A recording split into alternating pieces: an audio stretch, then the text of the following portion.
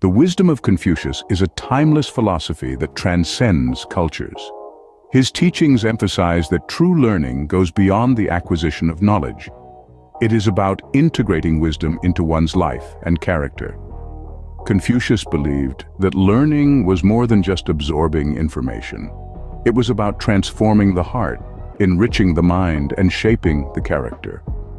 It's a journey that extends beyond classrooms and textbooks. It's a lifelong commitment to self-improvement and personal development. Here are 6 powerful advice from Confucius on how to study better and more effectively that will improve your study and learning outcomes. Confucius once said, "To learn and then to practice opportunely what one has learned, does not this bring with it a sense of satisfaction?" This encapsulates the essence of Confucius's philosophy on learning and education. For him, learning was never meant to be an isolated pursuit, done purely out of obligation and grudge.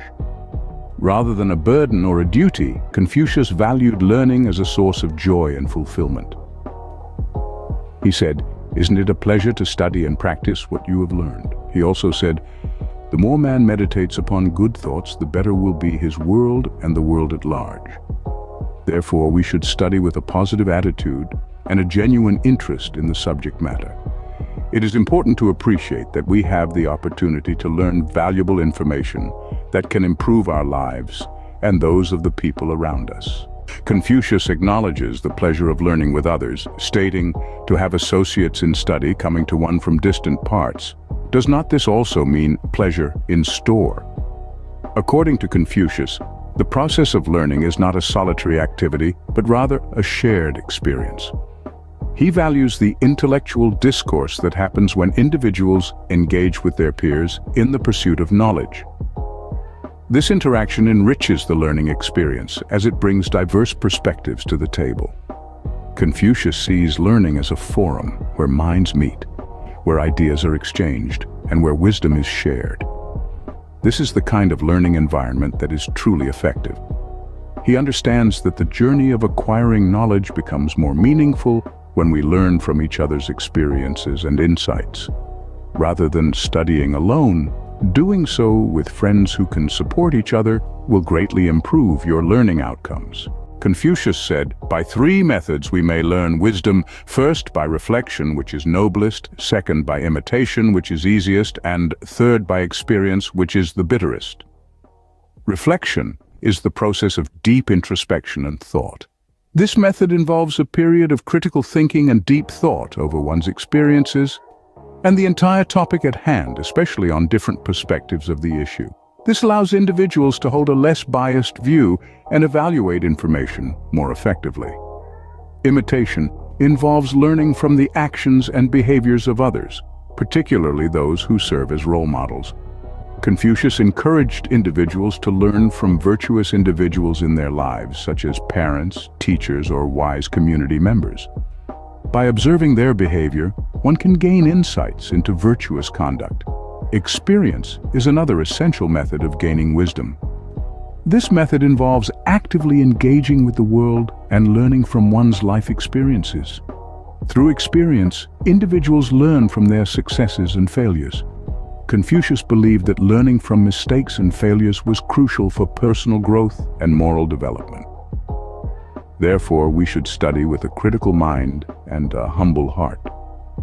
We should reflect on our own strengths and weaknesses, imitate the best examples of others, and learn from our own mistakes and successes. Confucius understood that the natural order of the universe is based on harmony and balance, which is also important for studying. He said, "Do everything in moderation, even moderation." Effective study requires a balance between focused intensity and relaxation. Confucius encouraged students to work diligently, but also recognized the need for breaks and leisure. A well-rested mind is better equipped to absorb and retain information. This approach ensures that the pursuit of knowledge does not become burdensome, but remains an enjoyable and sustainable endeavor. Therefore, we should study with a sense of proportion and priority. We should not neglect our health, happiness, or integrate for the sake of academic achievement. Learning without practical application, according to Confucius, was incomplete. He believed that knowledge gained should be put into action. Confucius placed a high value on practical wisdom. He believed that knowledge should be the foundation for practical and virtuous action.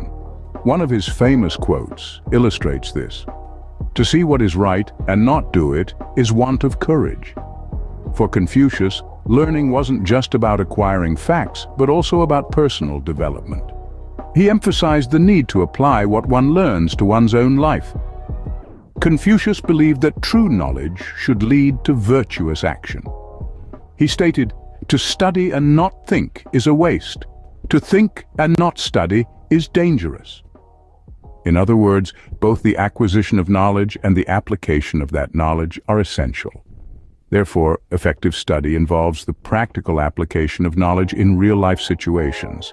Whether it's in leadership, personal life, or social interactions, the wisdom gained should be used to make a positive impact. Underscoring the importance of continuous self-examination in the learning process, Confucius said, "Real knowledge is to know the extent of one's ignorance." He also said, "When I walk along with two others, from at least one I will be able to learn." Therefore, we should study with an open and curious mind. For Confucius, learning is not a mere accumulation of facts and theories, but an ongoing journey of self-improvement and self-discovery. To truly understand and internalize knowledge, it is crucial to regularly reflect upon our actions and behaviors.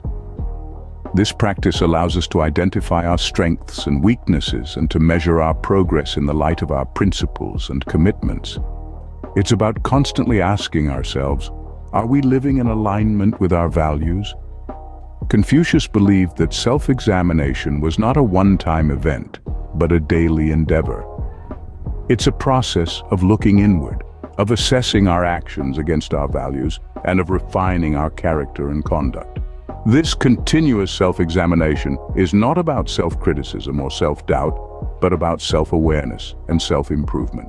Thank you for joining us on this Eastern journey of spirituality and self-improvement. Don't forget to give this video a thumbs up and subscribe. May the wisdom of Confucius and other ascended masters guide our path forward.